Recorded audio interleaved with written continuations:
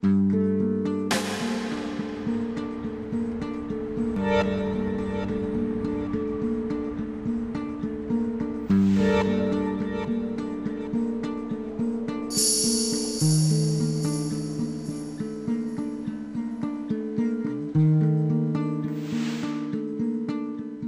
Aires, marzo de 2009.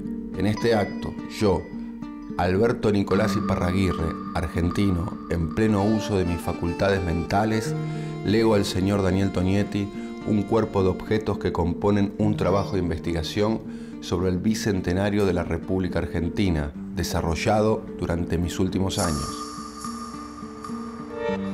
Asimismo, manifiesto que es mi voluntad que Daniel Tonietti sea el responsable de llevar adelante este trabajo y que a tales efectos se le entreguen las llaves del depósito en el cual se encuentran los objetos anteriormente mencionados.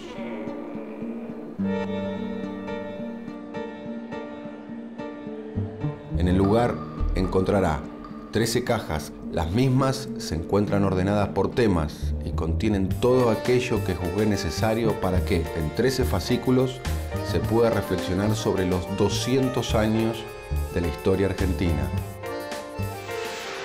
Es mi deseo que la serie lleve el nombre ¿Qué supimos conseguir? Una mirada sobre el bicentenario.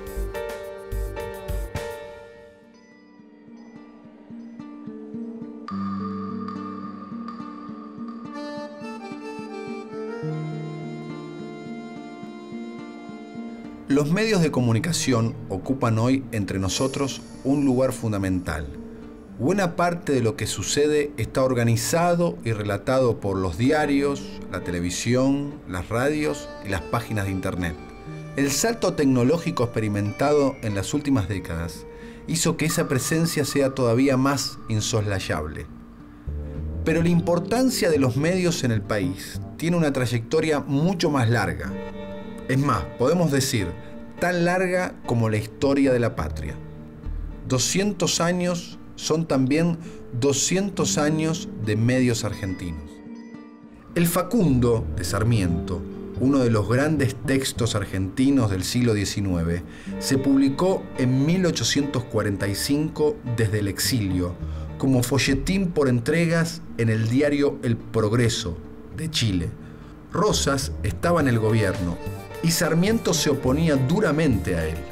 Los periódicos, como campos de batalla, se transformaron en el medio para dirimir esa contienda. Política y medios, una relación que sería tan conflictiva como prolongada.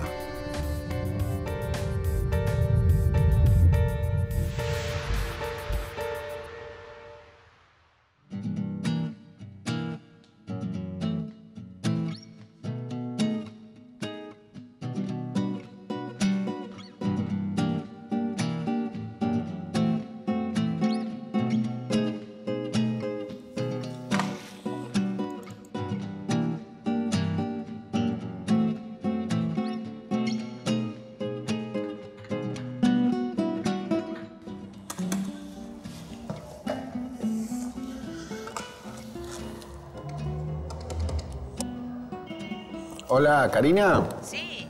Daniel habla. Escúchame, ¿sabés si tenemos alguna novedad por la nota con el ministro? ¿Te puedo llamar en 5 minutos? Sí, yo estoy acá en este momento, pero justo me estoy yendo a hacer la nota con Eduardo, con Aliberti. Ok, llamo ya a la secretaria y te llamo. Bueno, quedamos así. Espero tu respuesta.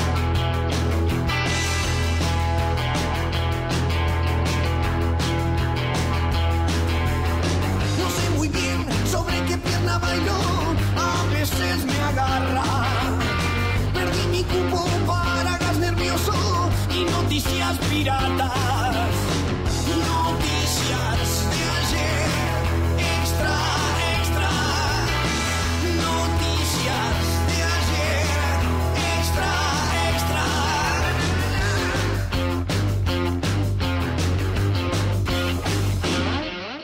¿Cuál es la relación histórica en Argentina, si se podría resumir, entre medios de comunicación y poder? Hay un corte muy fuerte hacia las décadas del 30 y del 40, creo yo.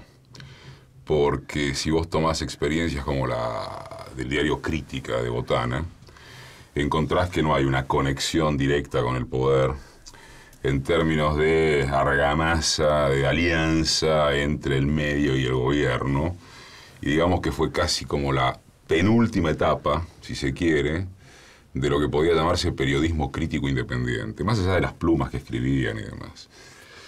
Después hay una segunda etapa, que es la de los 60, 70, que es la de un periodismo muy profundamente ideologizado. Bueno, ideologizado el periodismo siempre, es decir, como es un oxímoron, como decir que es objetivo, sí, no existe la objetividad, pero es expuesto, es manifiesto cómo juega el periodismo en la década del 60 y el 70.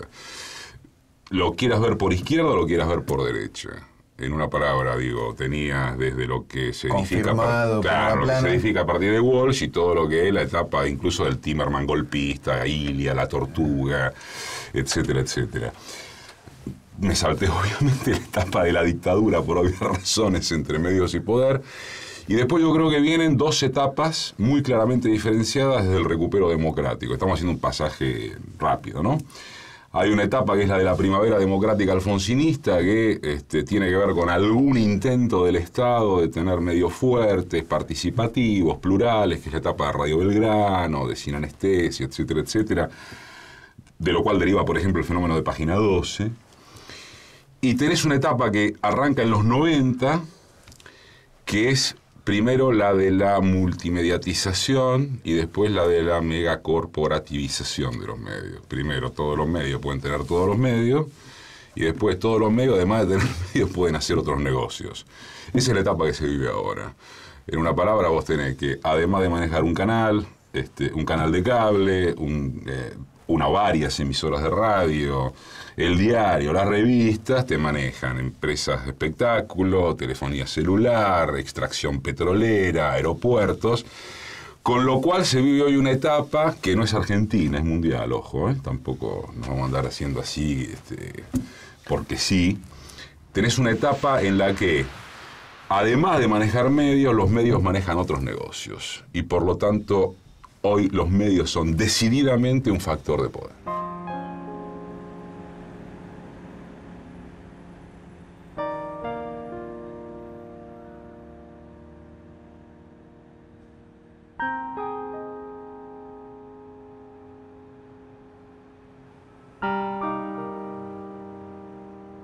A fines del siglo XIX nacieron dos corrientes opuestas de diarios.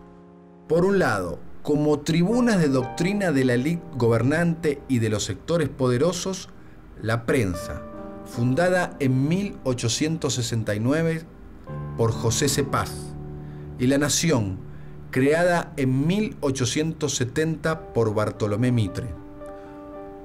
Por el otro, los diarios La Protesta, de ideas anarquistas, y La Vanguardia socialista se consolidaron como las voces de la prensa obrera, inmigrante y de izquierda. La Protesta Humana, Buenos Aires, 13 de junio de 1897. A los compañeros, la protesta humana por el presente no puede aparecer semanalmente y aparecerá cada 15 días durante el tiempo que tarde en recolectar una cantidad regular por suscripción voluntaria, destinada a la creación de un fondo de reserva para asegurar la aparición semanal.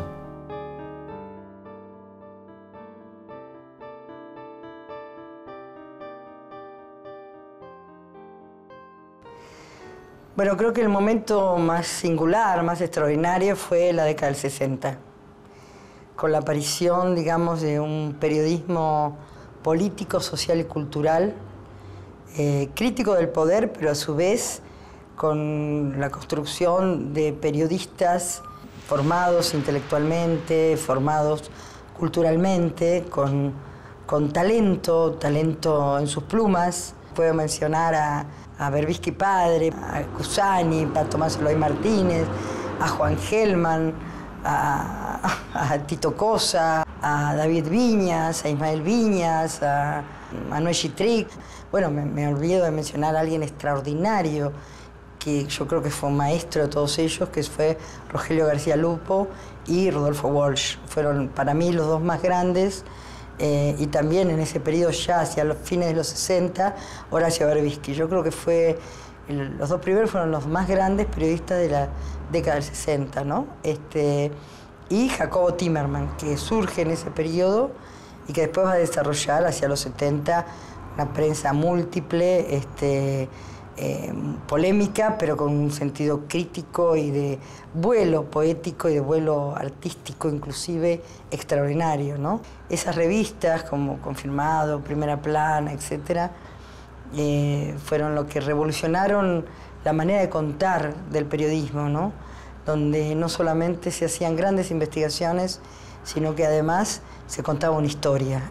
La gráfica aporta algo que no aportan los medios audiovisuales en general, por la velocidad en la que circulan, que es la posibilidad de contestar por qué los acontecimientos, de que los acontecimientos puedan ser interpretados con un detenimiento y un tiempo que necesita la reflexión para ser dichos.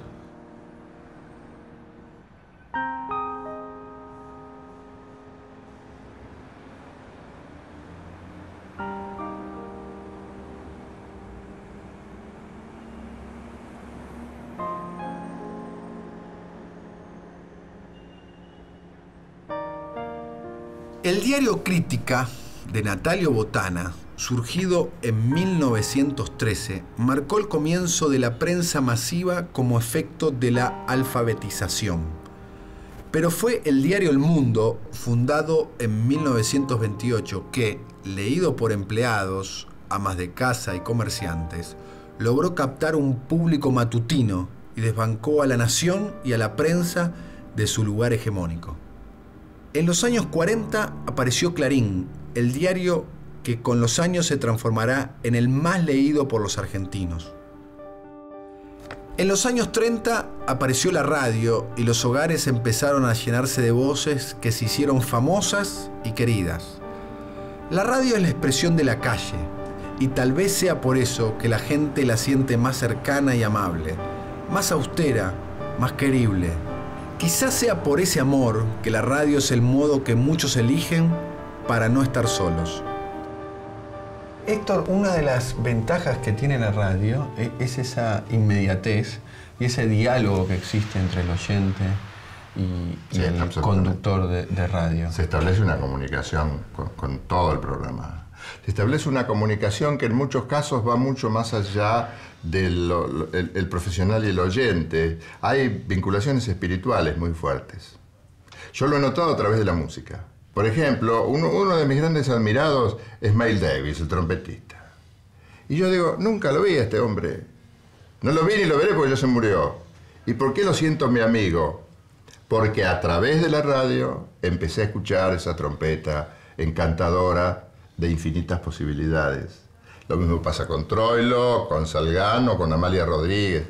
La cultura de los 40 tuvo un gran sostén en la radio, porque se formó ahí un círculo virtuoso que se venía gestando ya desde el 30. La radio venía muy fiel a la música popular argentina. Tango y folclore asumen, y particularmente el tango, asumen una gran difusión gracias a la radio. Complementaba el disco, pero estaba, fíjate, en el caso del tango, estaba el intérprete que tenía su interés. ¿Qué tenía que hacer? Que lo fueran a ver para que la gente bailara. Había una necesidad de la gente que es espiritual, que ir al baile, puramente espiritual. La radio con su necesidad comercial y el artista con su sensibilidad y su necesidad de artista. La orquesta no hubiera sobrevivido, no estaría ni Troilo, ni Di Sarli, ni nadie si no hubieran existido los bailes. De modo que todo eso en un círculo virtuoso se hizo posible con un componente extraordinario que si no estaba, no sé, no se hubiera hecho, no se hubiera armado el círculo. Y eso venía ya desde que la radio empieza a tener vigencia.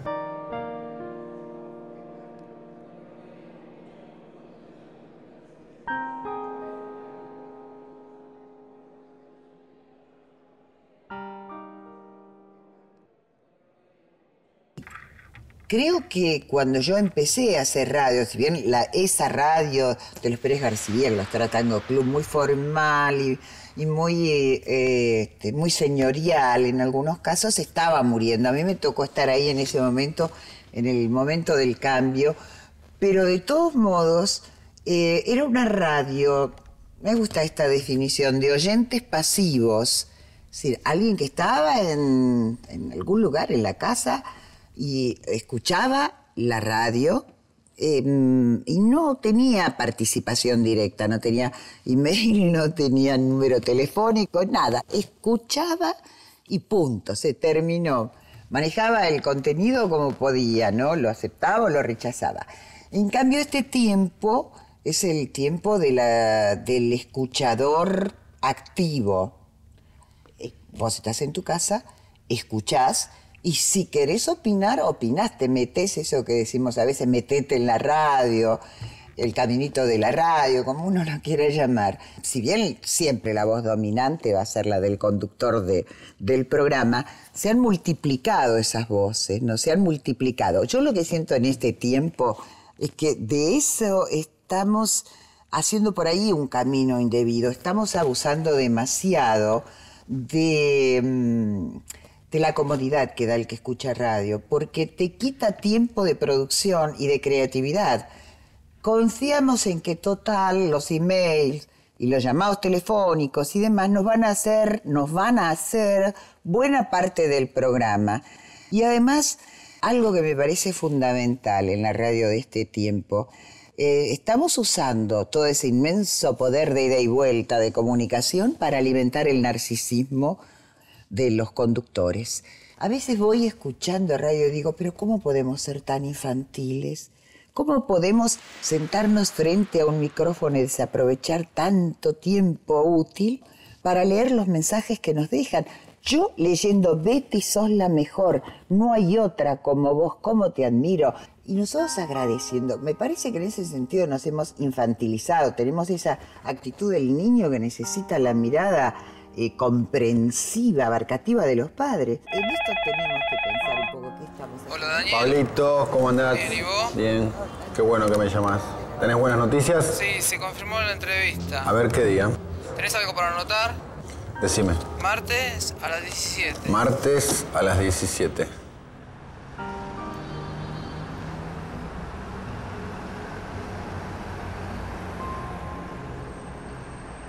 ¿Cuántas veces hemos escuchado decir a alguien que no mira televisión, como si con esa actitud estuviera cuidando su salud mental? ¿Cuántos prejuicios pesan sobre esa mal llamada caja boba? ¿Cuántas sospechas caen sobre ella? Hay quienes sueñan con una sociedad más culta y la imaginan sin televisión. Hay otros que dicen que, sin ella, no se puede entender la cultura de esta época. ¿Será posible encontrar una síntesis entre estas dos visiones? A mí me parece que la irrupción masiva y definitiva es a partir de 1960, cuando se instalan los canales privados, ¿no? En 1960 se instalan el 9 y el 13, y en el 61 se instala el 11. Y básicamente porque se agranda la base de sustentación de los televidentes. De un solo canal, en 3 años vas a tener 4 canales. Bueno, crece el número de televisores vendidos y crece el negocio. Comienza la industria de la televisión. Ahí comienza la televisión como industria. ¿Cuáles fueron los momentos más intensos en términos políticos de la televisión?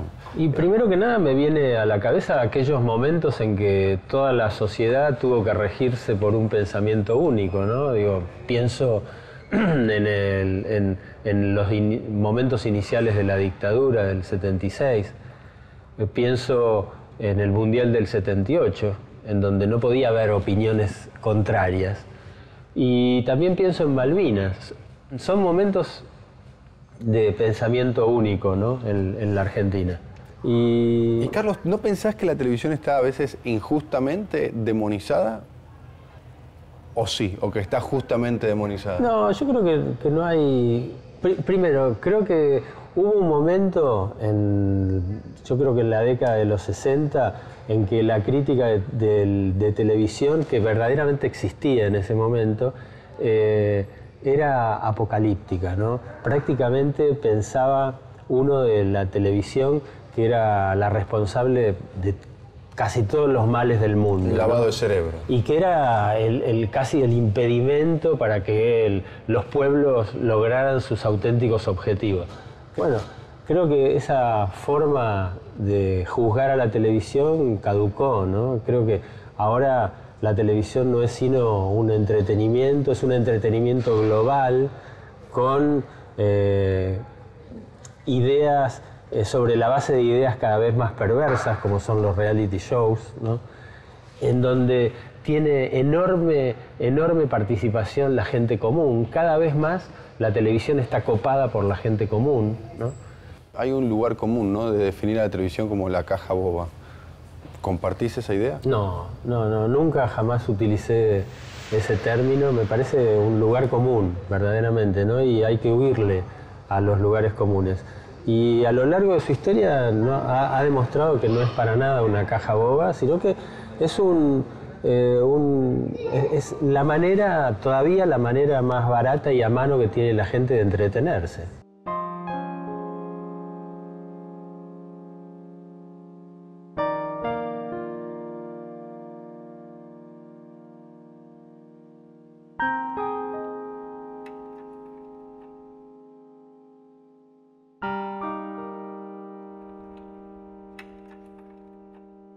Durante el año 2005, la Cooperativa Gráfica Patricios hizo una convocatoria a diversas organizaciones sociales y políticas que rodearon la lucha que se coronó con éxito con la recuperación de esta empresa gráfica.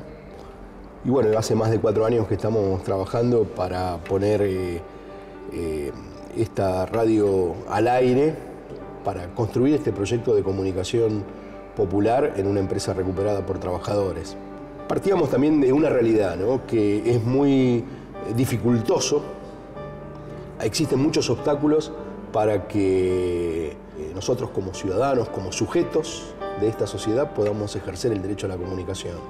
Parece que en este panorama de sociedad que tenemos, solo algunos pueden hablar públicamente, solo algunos tienen legitimada y legalizada la voz pública, y de algún modo nosotros nos propusimos ejercer, ¿no?, ese derecho a hablar, a comunicar, porque la comunicación implica la construcción de un vínculo con otro. Y lo que vemos que en el panorama mediático actual solamente hay una unilateralidad de la comunicación. Este fue uno de los programas más complejos de hacer, porque los medios de comunicación son parte de mi vida. Hace más de 20 años que trabajo en ellos. Mucha gente me saluda por la calle y no sabe nada de mí, pero cree que ese lugar que ocupo tiene que ver con ellos. La mirada crítica sobre la importancia de esos medios es parte del saldo de este bicentenario, y nuestra responsabilidad debería ser esta. Nadie puede sentirse inocente acerca del lugar que ocupa, de los relatos que construye, de los intereses que están en juego.